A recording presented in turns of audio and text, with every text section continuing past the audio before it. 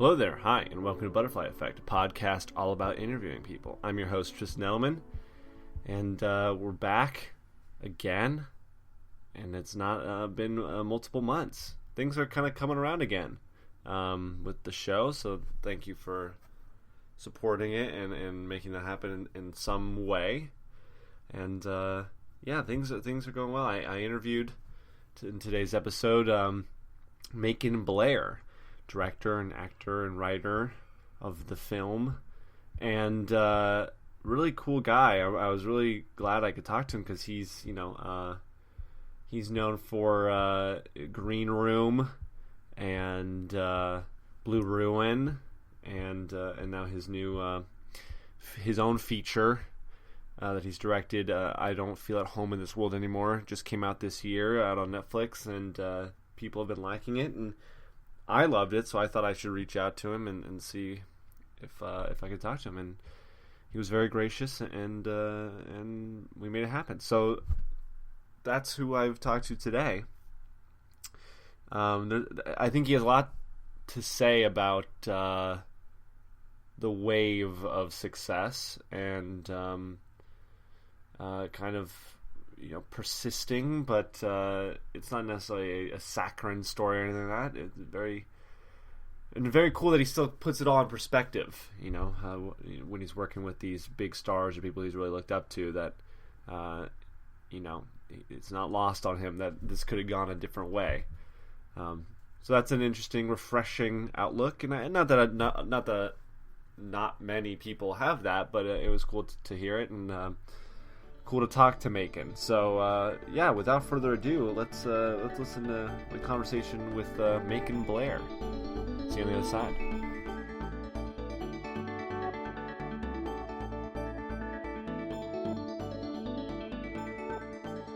Yeah, it's a script that I wrote a couple of years ago. It's actually older than the recent one that I did, and it's more of a straight up comedy, kind of a road movie.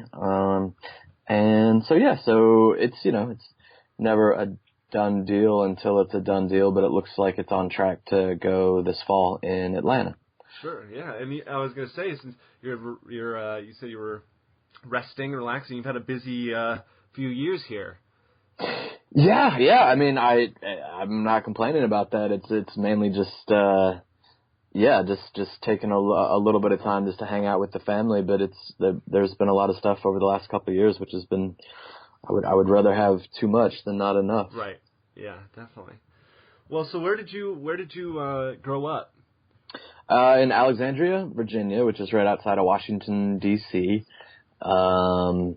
And grew up in the same neighborhood with Jeremy and a bunch of other kids, and Sure. we just kind of started making movies for fun after school and on the weekends, and that's sort of what got the ball rolling way back then, I suppose. So were you a movie nerd early on, or did you just enjoy them but you didn't know like the directors or something, or was that information something you sought out? Were you always interested in the making of and who was? Oh yeah, no, for sure, we would definitely seek that out, and that was it's weird to. I kind of have to exert some energy to try and what did we do, because there was no internet, there was no IMDb. Yeah. We would read Fangoria and Starlog and Film Threat and Premiere and just like magazines mainly, and just sort of would just go to the movies as often as we could, and just there was a bunch of really great video stores, Video Vault. And then, of course, Blockbuster, and so spend a lot of time there. And yeah, always was trying to sort of figure out how things got made. We loved watching the behind the scenes when they would have, they would show them on like Saturday mornings, Sure. And so they would do like how Indiana Jones 3, how they would do a chase scene and have like a little 15-minute promotional video about that. So we would hunt those things down and try and figure out how they did everything. Every time a new Star Wars movie came out, they would show you all the puppet shops and, show them building Tauntauns and Jabbas and stuff like that. So yeah, I feel like that was probably an era that created that kind of wonder in a lot of kids at that time. You know, all the like effects and pioneering, you know, filmmaking styles that were just coming up through that era. Yeah, I mean, I think like when we were making our movies, like, to be honest, story and performance and stuff like that was always kind of secondary. I think we were mainly trying to figure out how to do, you know, gags. The story was always set up to, it was usually some, like, you know, a cop, a lone rogue cop has to fight an endless army of drug dealers or something like that, or zombies or something. All of which was just sort of like us trying to figure out how to do action sequences and figure out editing and figure out stunts and special effects, and just sort of trying to figure out or invent our own methods for shooting stuff like that. I don't think we figured anything out about how to tell a 3-act story until much later, after we'd figured out how to do squibs and stuff like that. So it was kind of the finding some kind of narrative or theme to fit whatever you were wanting to do technically, or yeah. I mean, to be honest, I don't know that we even thought it through that much. I just I think the excitement and the focus tended to land more on, like, in other words, for very few of these would there even be a script. A lot of times we would just get together on Saturday and be like, all right, what do we want to do today? Okay, well, we've got, you know, this many kids from the neighborhood are over. We have this person's house that's, you know, we can shoot in their backyard. What can we do with that? Let's do a scene where they're trying to sell some cocaine, and then Mega Cop shows up and has to fight them, and then we can do some karate at the end, or something like that. You know, it was sort of like what the resources were, trying to figure out some sort of a scenario around them, and then just, you know, shoot until it got dark out, and then go home. Yeah. Well, it sounds like you wanted to make the movies. You just wanted to do it. You wanted to do that work of shooting and everything. So absolutely, and I think just like, yeah, and at least speaking for myself, that's what was, as we got older, it was just about how can we keep doing that, but in a way that is responsible and can pay the bills and, and hopefully improves upon itself, or you know, but yeah, it's definitely about sort of prolonging that phase of our lives, I think, for me anyway. So what was the initial inspiration? Was your family artistic or creative? Did they like films? What were you watching that was getting you, that wanted you to make them? Yeah, I mean, my dad, you know, they had, you know, my dad worked in construction. My mom was a teacher. They both encouraged creativity around the house. And my brothers and I have got 2 younger brothers. We were always really excited by movies and would, you know, watch them as often as we could. But I think as far as understanding that they actually have to get made somehow, and there's a process to making them, that became clear to me because there was an older kid, you know, he was about 3 or 4 years older than me, who lived across the street, and he had a Super 8 camera, and he was making stop motion movies with little plasticine figures that he had made, and so he kind of showed me how to do that, and also showed me how to do flip books, you know, just sort of like basic animation concepts.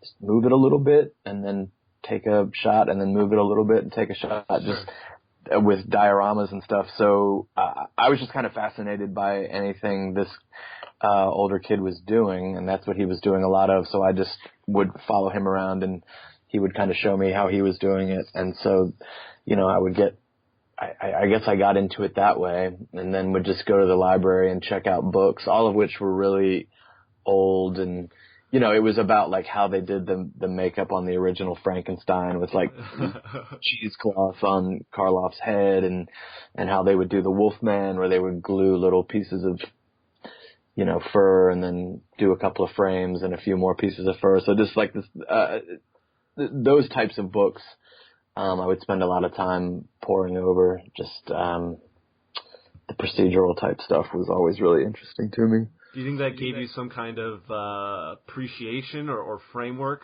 for the older stuff, for what came before?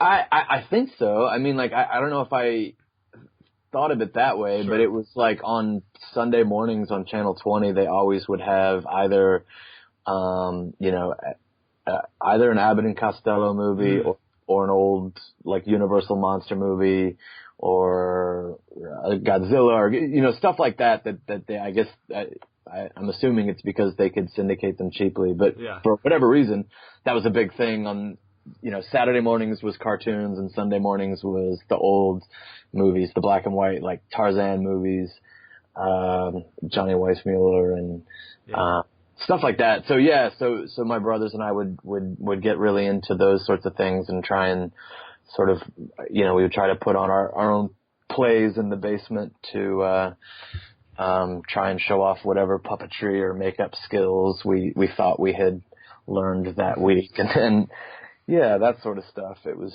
just, I think certainly an appreciation was part of it, but also was the idea that, like, it's not magical. It's like, it's stuff that you can figure out how to do. And those dudes, they didn't know how to make a Frankenstein. They just tried a bunch of stuff until they figured out how to do it.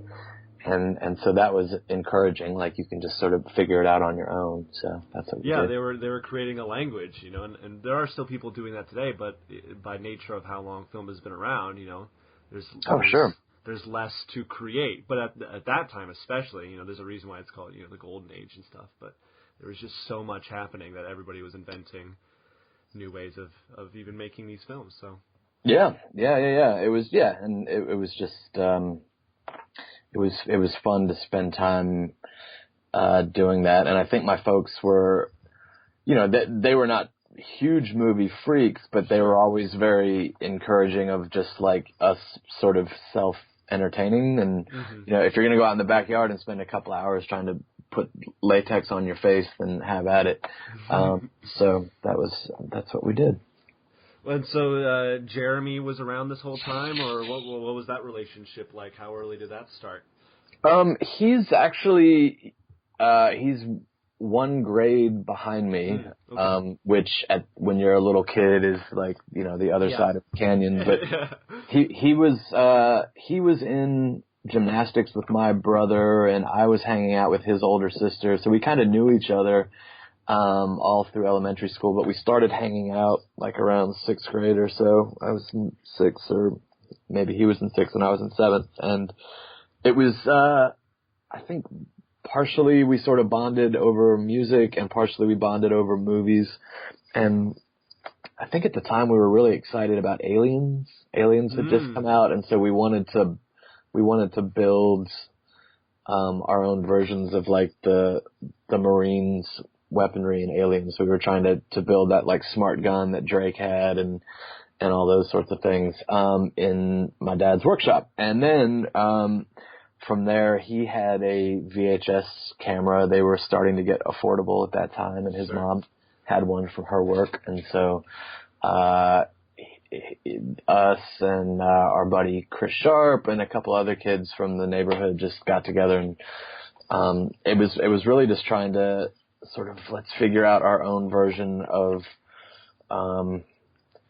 maybe like Lethal Weapon or RoboCop or something where it was just sort of like there's one lone good guy and he's got to fight a whole bunch of bad guys. So that was the first one we did, and then we would kind of try different things as we went on. But yeah, pretty much junior high school and high school was when we were really focusing on trying to make as many little shorts as we could. And so that was the activity during high school, and did you what was the path like after high school? What did you go to college or school or anything? Yeah, Jeremy and Paul and a bunch of other of our friends went to NYU. I went to Virginia Commonwealth in Richmond, and everybody kind of he worked on he was directing his own shorts up there. I kind of focused on screenwriting at VCU, and I started. I had done like drama classes and plays and theater stuff in high school, and then when I got to and obviously we were all acting in each other's short films. And then when I got to college, I started. I wasn't really. I directed one or two of my own things, but mostly I was acting in the other directing students' movies and focusing on writing. And then after I graduated, I moved to New York too, and we all kind of reconnected. And I think we had this idea that we were just gonna somehow magically immediately make a feature as soon as we got out of college. And so there was a lot of ideas, and we were trying to sort of get these different things off the ground with no sort of plan as far as this is going to cost a tremendous amount of money. How do we raise money? It was, we were really preoccupied with figuring out what script we wanted to do, and we didn't really have much of an idea beyond that about how to actually get it made. We did a couple of short films and some commercials just on our own, and finally, after a couple of years, we did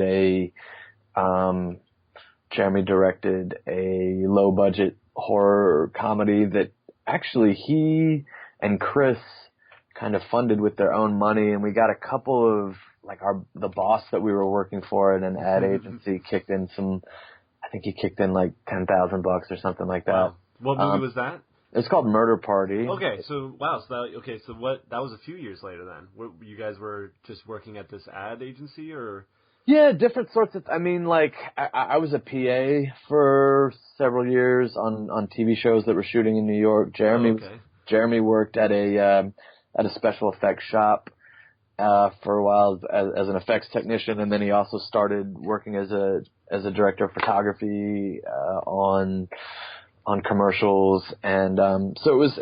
Everybody had these kind of like odd jobs, but still within film. So at least you're close. Exactly. As much as we could, and it was like we worked at this. We kind of ended up getting freelance jobs at this one ad agency, and we would, they had a studio there, and they had light kits, and occasionally they would rent. One time, they rented a 35 millimeter camera for a film shoot, and then they shot it on Friday, and then this camera package was just going to sit in the studio over the weekend because it was going to get returned on Monday. So we would go in there on the weekend and use the camera package and shoot our own stuff. And so there was a lot of there was access to some equipment and spaces and resources that otherwise we might not have been connected with. But yeah, it took a little while. We shot. Let me think. We shot Murder Party in 2005, I guess, and then I think it started doing festivals around 2006. And Magnet, which at the time was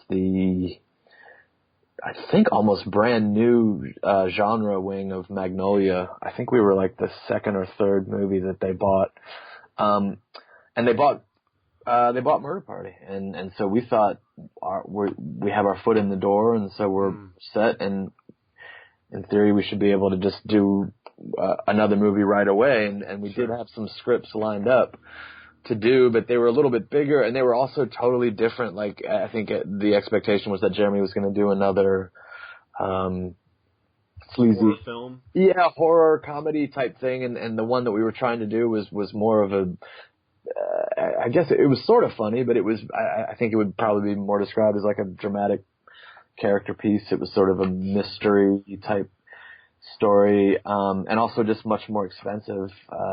They shot Murder Party for, I think, $200,000 or something like that.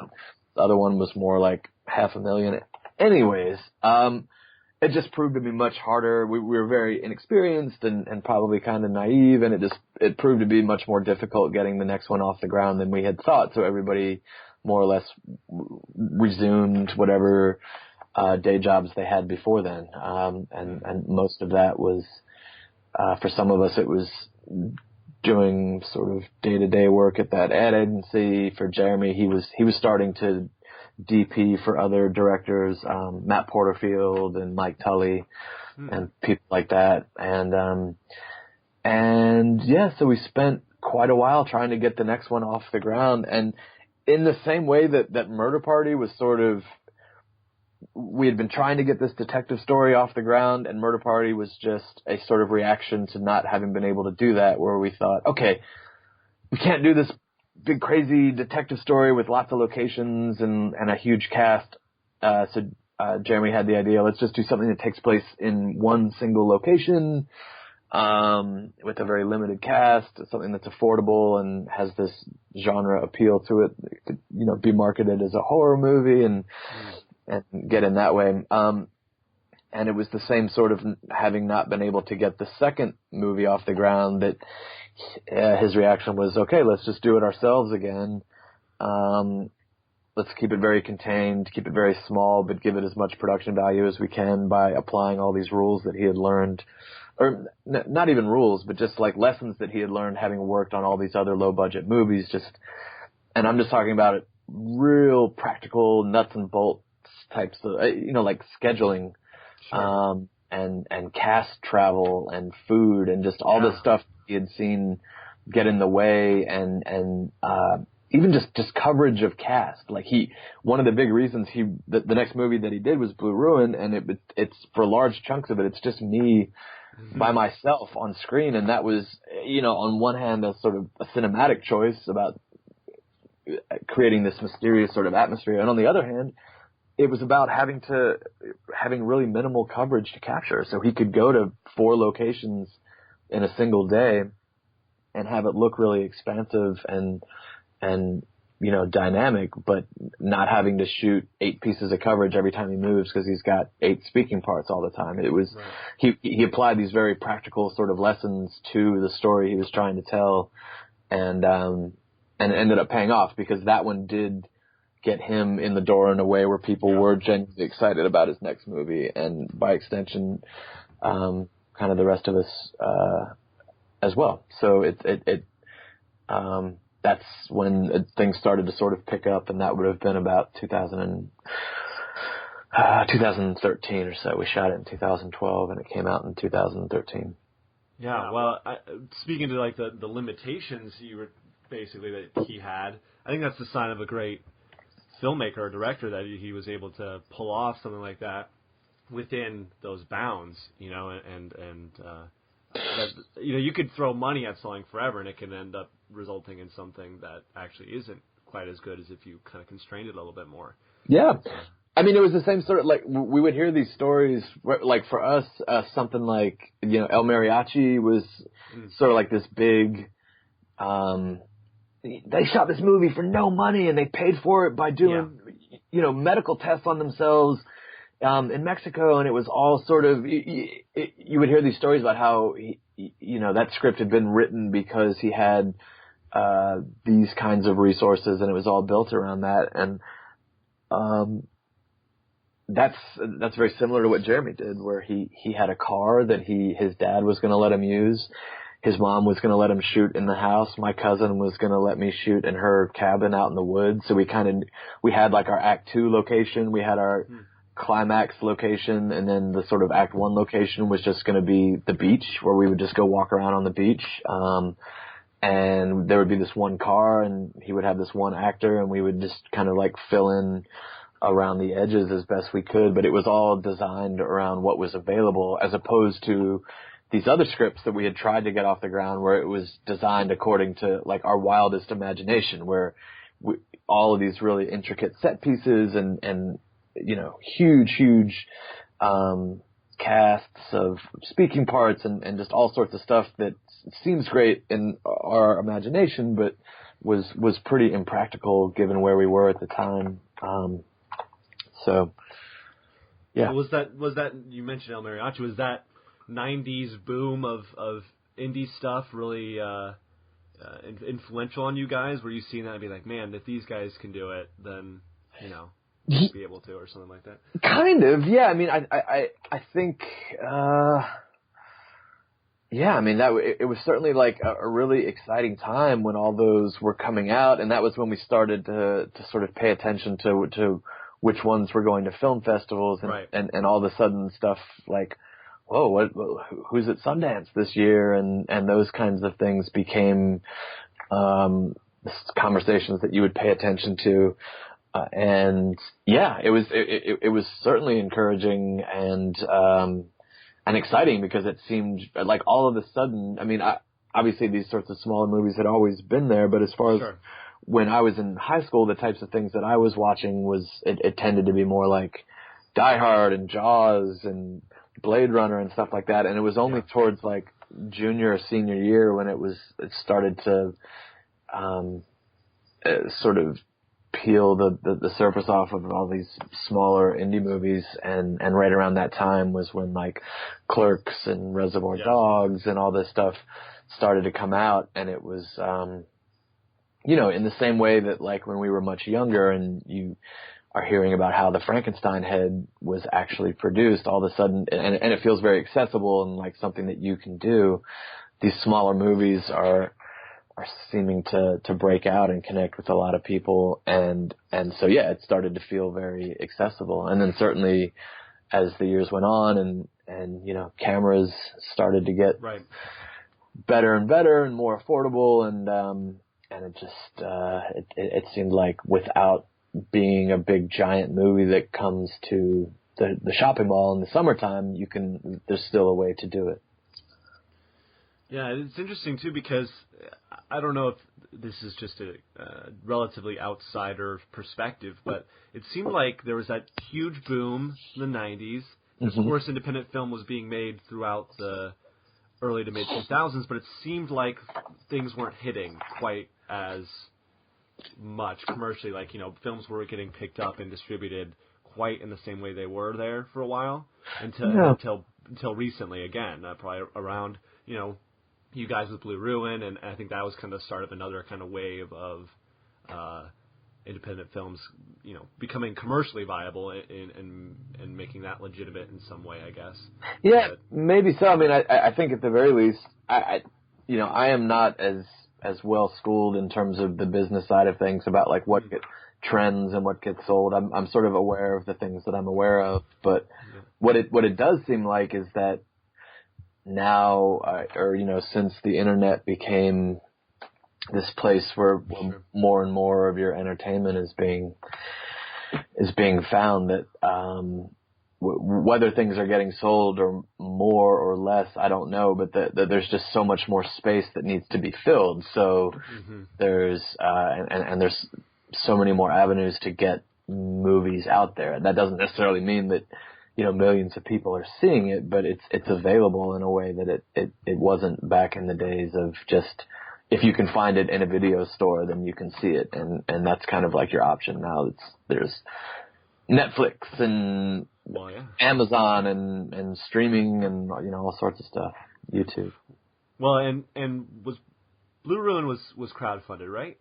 It was partially. Partially? It was about 10% of the overall budget was Kickstarter because they needed actual cash to pay the crew that we had. But a lot of the actual production was Jeremy running up big credit card debts and kind of blowing a chunk of money that he had made directing coffee commercials a couple of years before. He had a real successful run where he directed a bunch of Maxwell House spots. Oh, wow. Yeah, that paid him nice. That Maxwell money. The Maxwell House money. It was the ones where they were using some version of Our House. Oh, wow. Do you remember those? Yeah, I did. Yeah. He directed those? Yeah. Wow, okay. Yeah. That's funny. That's I mean, that's not disparaging. It just was so unexpected. Yeah, I mean, he spent a year or two kind of, they had a whole bunch of versions. There was like one at the firehouse and one at the racetrack, and they did one in Russia. Yeah. He was traveling all over and making these commercials, and they paid him nicely, and he blew it all on the movie, which could have, if the movie had not done well, then he would have been broke, but it happened to work, and so it was a gamble that paid off. Well, for you guys, I mean, you said that you kind of all went back to whatever you were doing after Murder Party. Was it kind of seen as like, let's go for broke, let's do this, and if it happens, it happens, and if it doesn't, we made what we wanted to, and yeah, totally. I mean, like I was working in a commercial library, which is literally a library of television commercials, and I was totally broke. I had no money that I could invest. Jeremy luckily had some money and credit cards, and then we did the Kickstarter, which raised about $33,000, I think. But it definitely did not feel like on one hand, we felt really, really confident in Jeremy and his story and his vision, and it just seemed, at the very least, it seemed like this is going to be a cool movie for us to watch. I don't know if everyone else is going to want to watch it, but we were just delighted to get to be making something again. But there kind of was a feeling like this. It's not that we're just going to be able to pick up and go do this again in another 2 years. Right.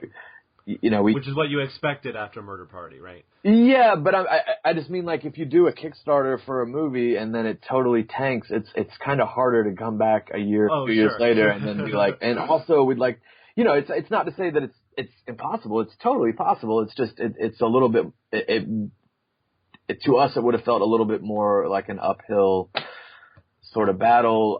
I was getting ready to have my first kid. Jeremy was getting ready to have his third kid. Everybody was getting older. It started to feel like, we've been at it for a long time. Even if there is maybe another chance down the road, like, are we fooling ourselves? Like, is this just, is this just not practical? I don't know. There was definitely some doubts, or not some doubts, just some sense that, like, if this doesn't work, this may be sort of the last shot to actually have this be a career that we can support our families with. Like, maybe we would still run around and shoot stuff on our own, but to have this actually be our job, yeah, it sort of did feel like this is the last sort of shot at it. So there was, on one hand, it was exciting and fun, and on the other hand, it was a little nerve-wracking, I think, especially for him, just because it sort of felt like if this doesn't land, then it'll be back to square one. Yeah. Well, I've talked to, I guess, any kind of independent anything. I've talked to indie game developers and stuff, and it seems like the notion that these independent successes come out of nowhere is a little misled, because you look back a little bit further and you see it's a wave.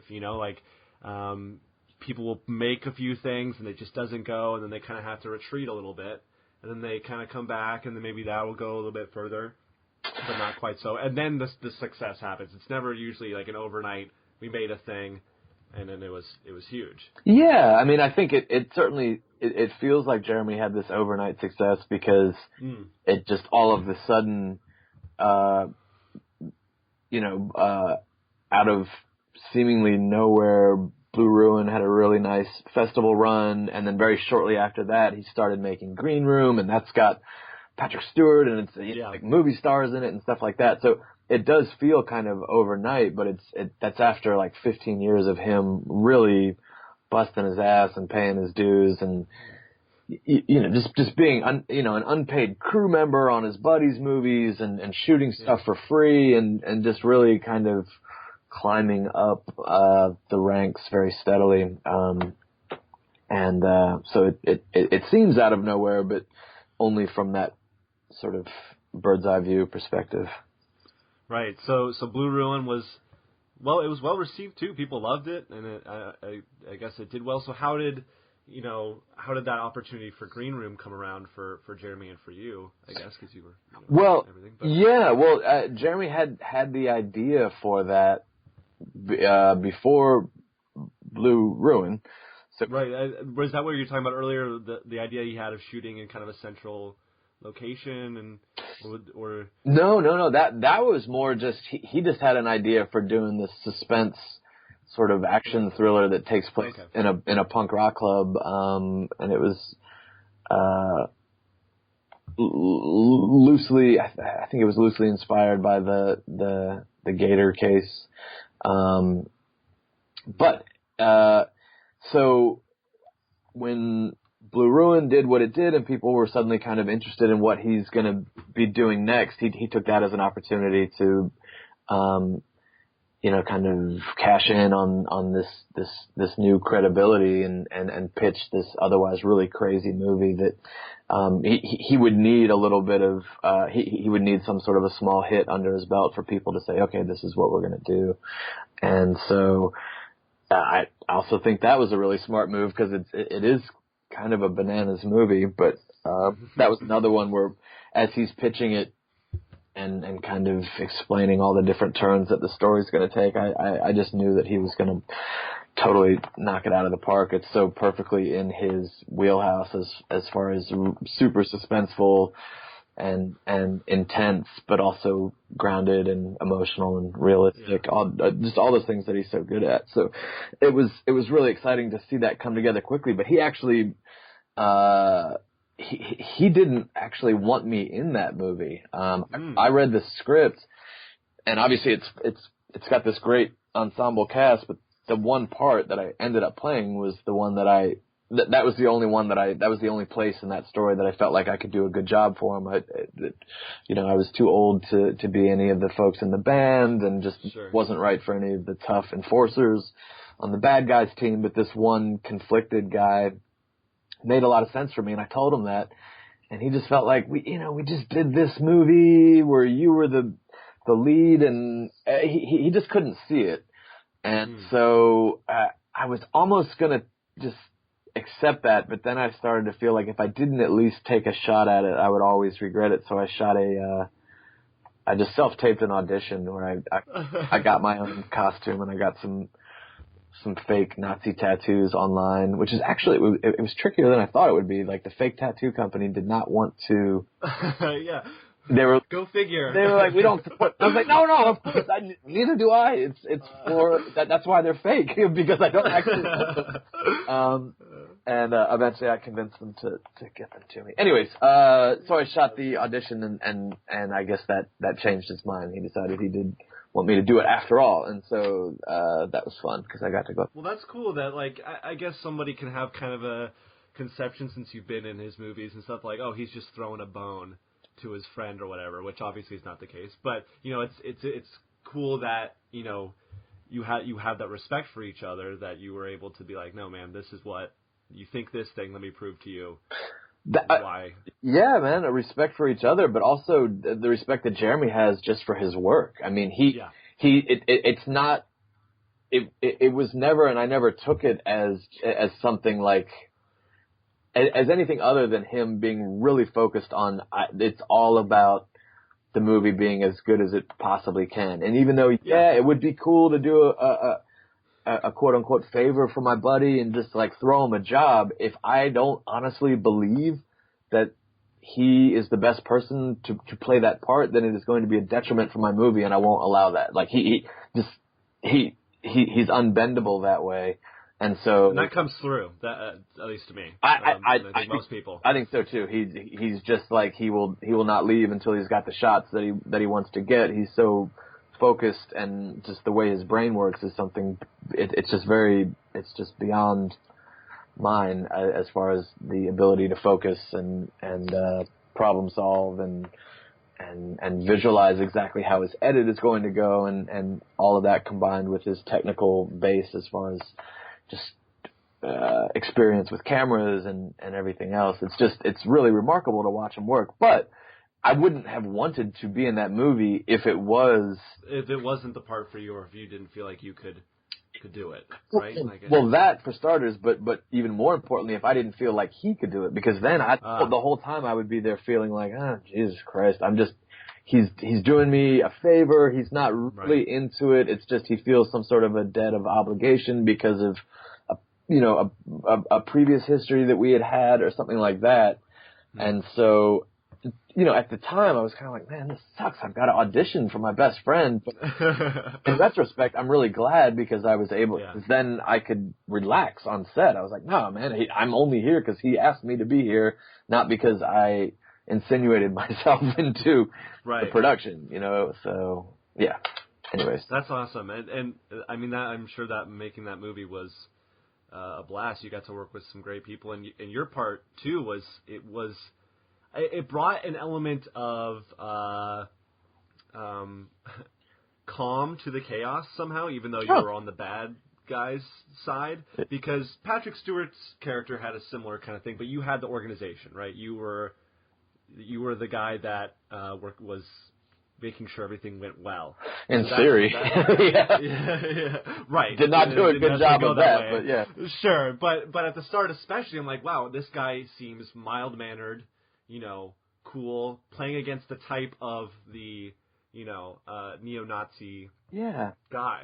So I just thought it was an interesting character and a great portrayal, too. Thank you. I appreciate that. It's all Jeremy's conception of it, though. I think that's another thing that he does well is sort of take, I don't know, familiar, something that the audience is going to see, whether it's a character or a situation, and because they've watched a lot of movies, will tend to go, okay, I get it. I know what this is going to be. And then he finds, I think, fun, surprising ways to kind of break up those expectations. And hopefully that was one of them, where you see this guy and you think he's going to be like everybody else, one of the, loyal soldiers that are just there to cause harm and mayhem, but then ends up being the one that has, I don't know, like a conscience or he's like the weak link or something where it's a little different than it went for a lot of the other guys on that team. So that was fun. Yeah, he had a moral crisis at the end there, and yeah, I mean, I don't know. Like we didn't really get too much into things like backstory and everything. He's very sort of immediate about, this is what the scene is about, this is what you have to do in the scene. But the way it made sense to me was that the guy really just needed a place to belong, and unfortunately the place that was accepting to him or he was vulnerable to the influence of was this particular organization. But I don't think his heart was in it in the hateful way that the other characters were.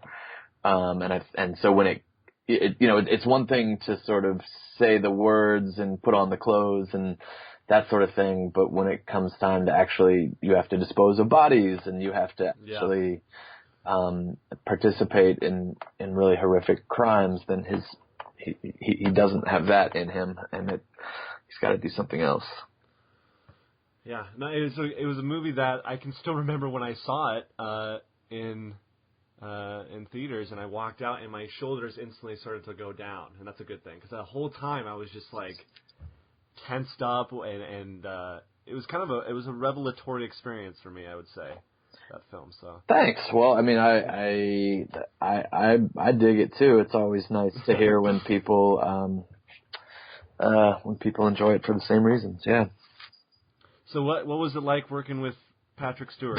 Patrick Stewart. It was so fun. It was just he really went out. The first time I met him, he really went out of his way to not be movie star guy and put awesome. you at, like, the first thing I was doing the whole deferential, sir, it's very nice to meet you, and he's like, don't call me sir, please call me Patrick. And then he goes on about how he had in the process of deciding if he was going to do this part or not, he watched all of Jeremy's movies, so he was very complimentary about other performances that he'd seen, and was just a nice guy, and would just go out of his way to make everybody, the other cast members and the crew and everyone, feel at ease.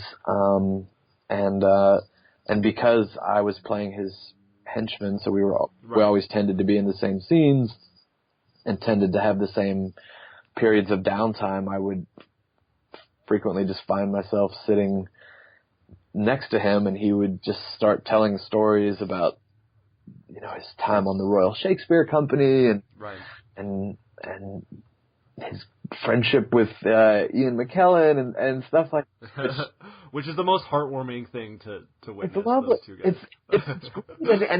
and yeah, but it's also like, it's funny how quickly that can seem normal, where I'm just sitting there and in my mind I'm like, talking to Patrick Stewart about, and he's telling me about his, going to the wedding of his good friend Ian McKellen, who happened to play Gandalf.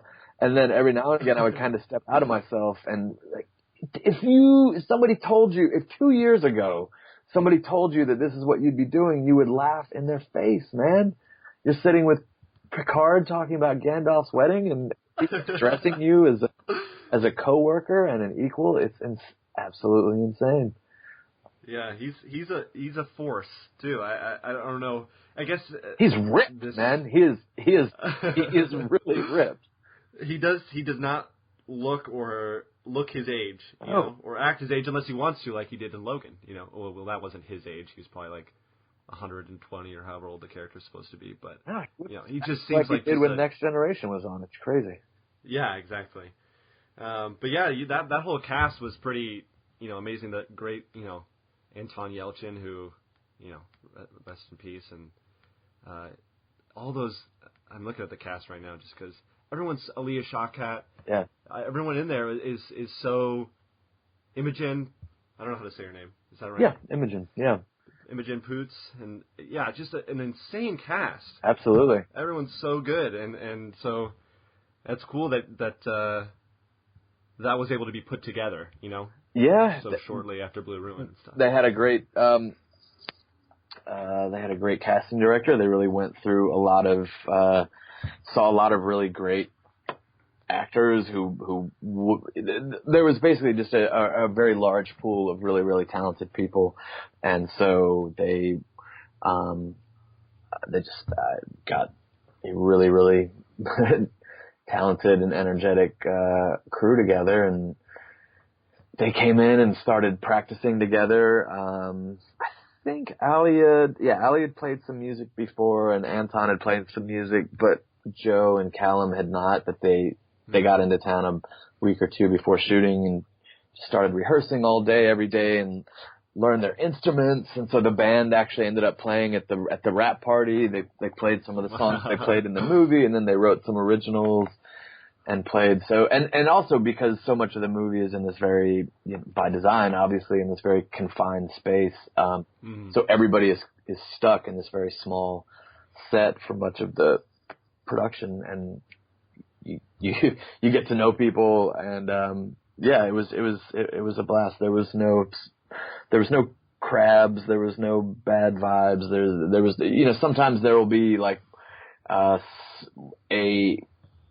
source of friction or bad vibes that spreads outwards and makes it difficult for everybody else, but everybody was super cool. It was a lot of fun. It's good that you had a positive experience outside of the events of the film, because screaming and rolling around in blood. Yes, yeah. It was a blast.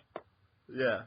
So, and you've been picking up, you know, acting roles outside of your own stuff and Jeremy's stuff, right? You've been doing some work there here and there. I try and audition whenever I can. I feel very fortunate. I got to work with some people that I had admired for a very long time, and it was, again, another series of very surreal experiences where you end up getting to work with people whose movies you've been watching for 10 or 15 or 20 years. Well, you were in that with McConaughey, right? Yeah. And, Gold. Called Gold, a little small part in that where I got to wear a sweater vest, which was a lot of fun. And then I have a small part in Steven Soderbergh's new movie that comes out in August. So. Oh, I did not know that. That's very cool. Yeah, I'm like an uptight FBI agent. Like 2 or 3 scenes, but I got to work with Dwight Yoakam and Hilary Swank and fucking Steven Soderbergh. So it's bananas. Dwight Yoakam is amazing. Did you ever watch? Well, Elijah was in it. Wilfred. Yeah. The FX show. Dwight Yoakam's character in that was the highlight. Every time he'd pop up in that show, He is, but everything he does is amazing. That was just a recent thing. He's amazing, man. I would love to see more of him. And he was, I don't want to spoil who he is in the movie, but he would just go off on these extended improv monologues in these scenes where and just never breaking character, and just he is tremendously talented. I would love to see more of him in movies. He's awesome. So, all right. So then, the great directorial, I guess, debut from you, the feature. Yeah. Right. Mm-hmm. I don't feel at home in this world anymore. Yep. How did that come around? How did you, find onto that opportunity? What inspired you? All that. Let's see. Well, I had written the script knowing that I wanted to direct something, and so I kind of was trying to blend together a lot of different things that I have a lot of affection for, like crime stories and sort of slapstick comedies like Airplane, and sort of oddball romances like Harold and Maude and Trust, and trying to squish it all together. The producers on Green Room, a group called Film Science, Anish Savjani and Neil Kopp, they had expressed interest in. They basically said, if you're ever going to write something for you to direct, then show it to us first, and we'll see what we can do with it. So that's what I did. And it was the same thing where it might from the outside seem like it came out of nowhere, but they spent a really long time trying to set it up and get it financed. And it was really just at the, let me think, the last possible minute, we had sort of an arbitrary shooting schedule set up based on their availability, and we were getting really close to it and didn't have any money. And at the last minute, through a mutual friend at a company called XYZ, we were able to pitch it to Netflix, and they responded to it. They liked our casting ideas, and they financed it from the start. So I think in some places it's been reported that we made the movie and then Netflix bought it. Right. But it was always Netflix financed it. They're the only reason the movie happened at all in the first place, and it was always going to be a Netflix original. So they gave it the thumbs up, and about a week later, I was on a plane to Portland to start preparation, and so we shot it in the spring of 16 last year. In fact, we were just wrapping about a year ago exactly. Wow. Yeah. So pretty quick turnaround, and that those timelines, the Netflix deals, and what what appears at Sundance and the festivals, and then it pops up on Netflix. I feel like people have a misconception of that kind of how that works, because it does vary from obviously from film to film, and so for you guys it was there from the start. It's true. It varies. It's also kind of evolving I don't know that there is one standard way that these sorts of new streaming distribution things work. Maybe there is. I don't know. Well, they've been doing it for only a few years. It's like 2 or 3 years, maybe. Really. Yeah, it was all new to me, but it was also of course, anybody would love if they're going to get to make a movie, you would love for people to see it in the theater. That makes total sense. But it wasn't like they were the ones that wanted to do it. They wanted to do it with the actors that I wanted to do it with. And so it was not there was not a lot of hand wringing about like, oh, geez, it's only going to be on streaming. I kind of felt like, it was a great privilege and a gift and an opportunity to get to make this movie at all. And if the worst you can say about it is that most people are going to watch it at home instead of in a movie theater, then I'm great with that. Yeah, that's interesting you say that, because I don't know if you've seen this thing going around. There's this piece that's like, I saw it. Yeah.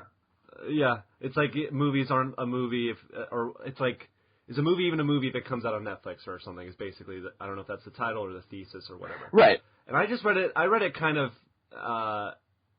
incredulously, because I love the theater experience, and I feel like a lot of people that make films, like you said, would like people to see it that way. Sure. Yeah. But this might be something you've been asked a lot, but I can't imagine you think there's any kind of less legitimacy that comes from being on Netflix or being on a streaming service or coming out in that manner. No, it's I completely understand the where that writer was coming from. Like I don't want to draw a big Sure. I'm trying to sort of like pick one side or the other, but the fact of the matter is just not everybody is going to have, we can't all, everybody's trying to do these, to make a movie that they believe in, to tell a story that they believe in, and it's not going to be possible if they can only ever be released into the world if they go into a movie theater, then just a lot of them are not going to get made, because there's only so much space there. And so I don't know if the idea that it's not really a movie because it only gets seen at home, I don't know. It's sort of a weird slippery slope. I mean, yeah, watching it on your phone is one thing. Watching it on your laptop is another thing. Watching it on your TV is yet another thing, and on a big screen is yet another thing. But I don't know how you can say something is not a movie or something is only a movie if you see it in a movie theater. Because you could go to a movie theater and the audience could be drunk and rowdy, and the projectionist could have it out of focus, and it could, it could be a really power can go out. It could be a shitty viewing experience. Then you could watch that same movie at your house with your dog in your lap, eating a bowl of ice cream, and get really absorbed in the story that the filmmaker is trying to tell you. Now, is just because it's the same movie, is just because the one that you saw in the garbage movie theater a cinematic experience and the one at your house is not? Like, I can't make that distinction in my head. It doesn't totally make sense. I think I understand what they were trying to say in that article, but also not everybody lives somewhere where if they're really interested in these smaller movies that are not Avengers or whatever, a lot of towns are, those smaller movies are not going to come there, and places like Amazon and places like Netflix or whatever are maybe the only way that they're going to get to do that. So, I think there's room for everything. Yeah, I didn't want to disparage them either, but I just the theme was just kind of what they were saying just kind of rankled me a little bit, because then there's something to say for, is a movie if you never saw it in theaters? You know what I mean? Like, if you really want to blur this line, if I watch Blade Runner 30 years later, I never saw Blade Runner. Exactly. I saw Blade Runner in the theater eventually, but not until I'd already seen it on VHS. And I mean, the first time I saw it, I recorded it off of network television with commercials and everything. My God, it's like, and it's one of my favorites. But I consider that a cinematic experience. I don't know. What do I know? It was just weird. If you draw those lines, then you invite these kind of arguments of where you can parse it down a million times and kind of just make kind of pointless arguments. So I just thought it was a strange kind of thing to invite, but yeah, I figured you'd have something. Yeah, I mean, to say about that. Since I can understand. It's like he. I think the points you were trying to make is like how those movies are made available to people and that kind of thing, but. I don't know. Interface and something. Yeah, and also I freely admit that I'm coming at it from the perspective of somebody who was given an opportunity to make a movie only because it was going to be released that way. So of course I'm predisposed to go, oh, hey, hold on, of course it's cinematic. I mean, I like to think I would probably still feel that way even if I hadn't been able to do that. But I don't know. That's where I am. But so the I don't know what's the abbreviation. IDFAT. Yeah. It was a great. I love the title. I don't know if you've gotten flack on that. I don't. Usually I see stuff, but I didn't see anything like about it. It's usually good-natured flack, like, gosh, I like the movie, but it's just a mouthful. I'm like, yeah. To be fair, that was always the original title. When we were shooting Green Room, Jeremy gave me a record. That was the title of the record. It was a collection of all these old spiritual songs that were recorded a long time ago that Mississippi Records put out. Anyways.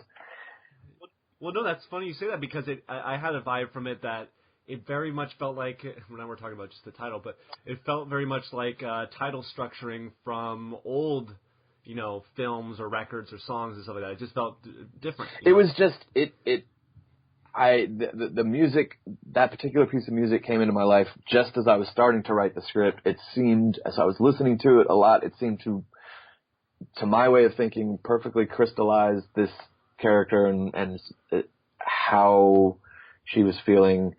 And I just got very attached to it very early on. And then we developed it. We spent a year trying to raise the money. Everybody raised the issue that it's a big, long mouthful of a title. It's going to be hard to fit on a poster and all this sort of thing. And so for a long time, it just became Untitled Macon Movie or something like that. And we really tried to come up with alternate titles. We came up with 50 alternates, and some of them were okay. A lot of them were terrible, and none of them were made me feel as much like, yes, that's exactly right. And finally, towards the end of shooting, one of the producers, Meta Marie from XYZ, she was just kind of like, no, just go back to the original title. Who cares how long it is? We'll figure it out. And so with her encouragement and blessing, we went back to the original title. And if it's hard to remember or if it's too much of a mouthful, then I will own that. And that's my fault. But, no, it's good. I mean, things like that always get their little abbreviations, or I don't feel at home sums it up too. Exactly. But so what was the through line for? Was there any kind of personal experiences that were making you, feel like Melanie Lynskey's character? Because I'm feeling like that. Oh, right for now, sure. I mean, it's like on a very specific level, just the general idea sprang out from when my apartment got burglarized, and of course, I didn't do anything like what she did in the movie, but it's fun to imagine you confronting, people who have done you wrong in some way. But more broadly, it was just this constant exposure to cable news, and not just any kind of news. It felt like this overwhelming, relentless barrage of bad news and negative information, and all of that feels real and is legitimate and is legitimately horrifying. And I think that's where her head is, and I think it just kind of became about her crossing paths with Tony, the character that Elijah Wood plays, and it's not to say that she is wrong or those things are not true. They definitely are, and they're not going away, but he just has a different way of looking at the world, and that's also not wrong or right. It's just about them finding some connection by sharing those different perspectives with each other, and then in the meantime having a fun little caper comedy where they're trying to solve a crime. Yeah, I thought that the gray line was that was kind of ultimately presented by the end was very,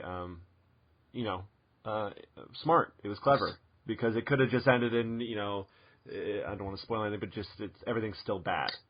Everything still is having rankling in that way, but it's a slightly different outlook now. Exactly, and I mean because the thing that if what she's going after in her as this amateur detective person, she's not really going after money or anything like that. Her quest is for people to treat each other better, and on one hand, that's kind of, to me, that's a fun thing for somebody to be going after. It's also completely impossible. There's no way that she can succeed in this mission. It's not possible to do, and so it's just about how is she going to live with that? So that's why at the end everything is exactly the same, and it's just maybe she's not going to let it make her feel as crazy as it did at the beginking. I felt like the characters were cynical yet naive. I don't know if that's a apt assessment, but that seemed like kind of something I noticed throughout. Yeah, it's pretty naive to think that you're going to go confront a burglar and expect an apology. You know what I mean? It's also it's somehow also it's naive to think that, but it's also cynical to think that you need to take it into your own hands. You know what I mean? That's something that, because you can't trust the police or whatever to do it for you. Yeah, and that's simultaneous. I don't know. It's I guess. Yeah, I mean, I look at it like everybody's kind of right too. When the cop is like, they're. I mean, her friend tells her, you've got it better than most people, and the cop tells her, like, on the scale of things to get worked up about, this is at the very bottom. And I agree with both of those characters, too. There's a part of me that's kind of like, man, take a nap, Ruth. Like, just let it go. Of course, if she does that, then we don't have a movie, and it's not fun to watch. But, try to my cake and eat it, too.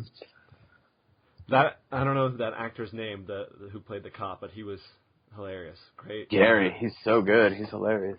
Great. Oh man, when he was saying, my wife and I, have gotten back together, I just burst out laughing because it was just it was perfect timing on that. But everyone, and again, you working with some talented cast, everyone was amazing. Melanie Lynskey is awesome. Fantastic. Elijah Wood. And I knew about David Yao only, like, I never listened to his bands. I forget, Jesus Lizard and the other one, and I don't really know his musical career, but I knew of him. But he was like, where did this guy come from? When he was doing his stuff, I was like, he was amazing. Exactly. And he's starting to do more and more acting. Yeah. But I really, selfishly, I wanted to really showcase him and be able to be like, see, Were you a fan of his music, or? This is like when we're talking about those surreal sorts of, I can't believe this shit. And if you had told the younger me that this is where things were going to go, I wouldn't have believed it. But man, I was obsessed with Scratch Acid, and then with the Jesus Lizard, from like, for probably 20 years, just absolutely obsessed. And then I just started writing this script, and I had there was a bad guy character who was based on this sort of creepy person that I had crossed paths with in real life, and I started to, but as I was writing it, I was trying to think of what's an actual person, an actual performer, or an actual personality that I could apply to this, just so I could write it out and think of it visually that way. And I thought, well, I think I'm basically trying to describe Yao. And then I started thinking, well, hell, man, I maybe we should just offer it to him and see if he wants to do it, but not really thinking that it would work out. And then, you cut to a year later, and he's sending me stuff in the mail, and we're texting, and it's so bizarre to think that this band that I was just in a little dirty apartment when I was 19, listening to and reading the lyrics and, reading the foldouts on the CDs and stuff like that, to think that's where you would end up down the line is I'm constantly reminding myself how wonderful and strange and surprising and weird that is. Yeah, well, hopefully that, effect doesn't wear off. It doesn't sound like it will. So, and I'm sure you'll have more situations you'll find yourself in where you're telling yourself that. If this is absolutely like the top shelf of where it's going to go, I will feel profoundly lucky. Like this, I've already gotten away with so much. It would be greedy to expect anything else. It's not to say I'm not going to try. I certainly am. But sure. Well, I enjoyed the film a lot. I watched it just around when it came out on Netflix, and I was quite taken with it. So I thought I had to. Thank you, brother. I'm glad that you did. It was nice talking with you.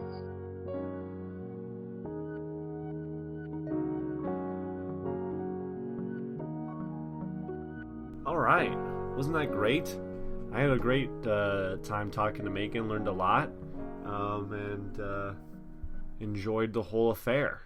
Make sure to check out all his films. I'm really excited to see what he's doing next. I know that's always kind of the thing. It's like, oh, you spent years of your life on this thing. What's next? But I just want to see more. I want more of it. I think that's fair.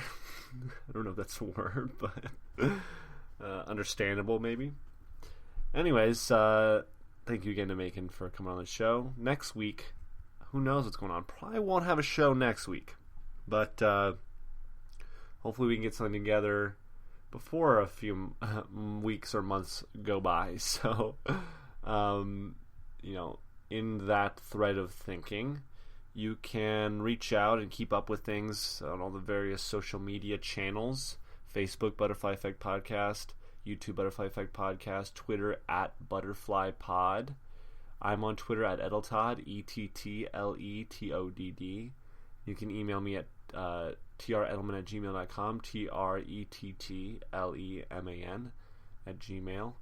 And those are all the places that you can reach out with people you think should come on the show, or what have you. Feedback, whatever you want.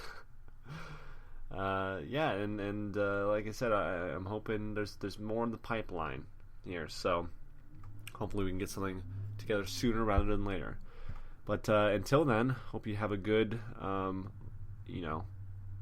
life going up against the dark stuff happening, and just stay safe. Thanks for listening.